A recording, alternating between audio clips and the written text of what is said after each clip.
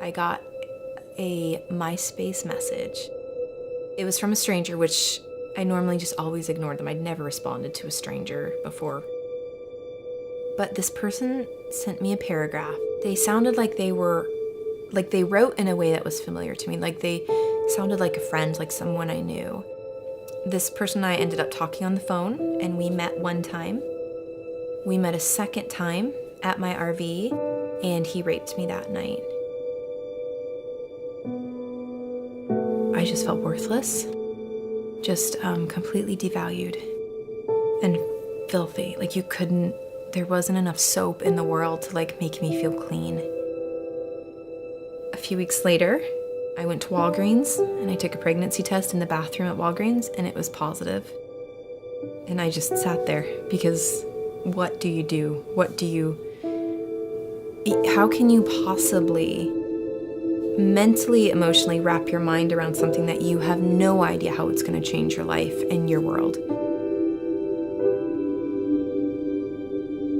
And I had to hear from God. I had to. I could not survive without Him giving me some word of encouragement, I guess.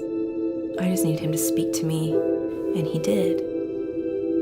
I knew it wasn't God's will for me to be raped. I knew that wasn't His plan for me. I knew it crushed Him more than it even crushed me. But I also knew that life is never an accident, that babies aren't just accidents. They are created by God. I don't regret for 1 second choosing life for my daughter.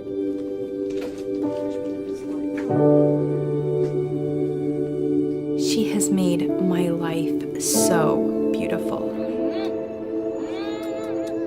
I had never felt that amount of love. I never felt that capacity of love.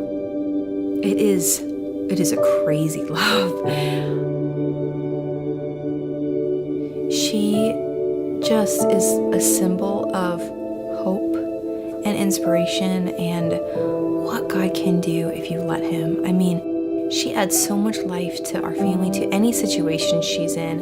She is so full of life. That's what everyone says. She's so full of life.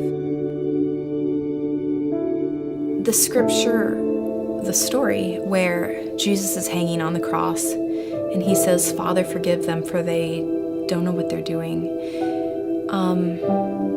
That scripture comes to mind and came to mind a lot during that process. This man, he's a rapist, but he's also made in God's image. God also sent His Son to die for him. He's a sinner. I'm a sinner.